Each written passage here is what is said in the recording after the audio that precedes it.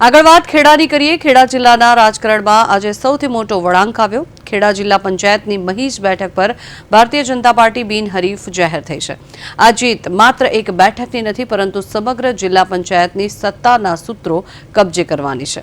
કોંગ્રેસના સત્તાવાર ઉમેદવાર રમણભાઈ તડવીએ અચાનક પોતાનું ઉમેદવારી પત્ર પાછું ખેંચી લીધું અને નડિયાદ સ્થિત કમલમ ખાતે ભાજપના દિગ્ગજ નેતાઓની હાજરીમાં કેસરીઓ ધારણ કર્યો। જિલ્લા ભાજપ પ્રમુખ નયનાબેન પટેલે આ વિજયને વધાવતા જણાવ્યું કે જનતાનો વિશ્વાસ ભાજપ સાથે છે।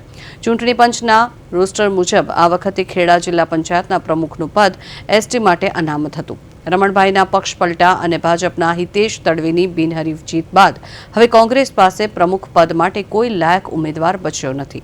આમ મતદાન પહેલા જ ખેડા જિલ્લા પંચાયત પર ભાજપનો ભગવો લહેરાયો છે અને આગામી પ્રમુખ ભાજપના જ હશે તે વાત પર મોહર લાગી ગઈ છે।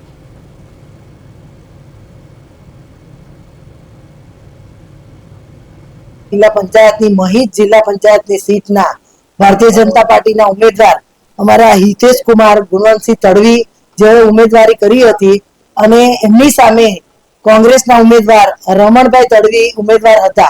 भारतीय जनता पार्टी विकास धारा प्रदेश मोवडी मंडल मान्य जगदीशभाई विश्वकर्माजी नेतृत्व जे प्रकारे गुजरात में स्थानिक स्वराज्यनी चूंटणीओ लड़ाई रही है एने जोता अने केन्द्र में श्रद्धेय वडाप्रधान नरेन्द्रभाई मोदी साहेब અને ગુજરાતના મુખ્યમંત્રી માન્ય ભૂપેન્દ્રભાઈ પટેલ સાહેબના નેતૃત્વવાળી સરકારમાં વિકાસ જે થયો છે એને જોઈ અને વિકાસથી પ્રભાવિત થઈ ભારતીય જનતા પાર્ટીની વિચારધારાને પ્રભાવિત થઈ અને આજે આ રમણભાઈ ભારતીય જનતા પાર્ટીના ઉમેદવારને સમર્થન આપી અને ફોર્મ પાછું ખેંચી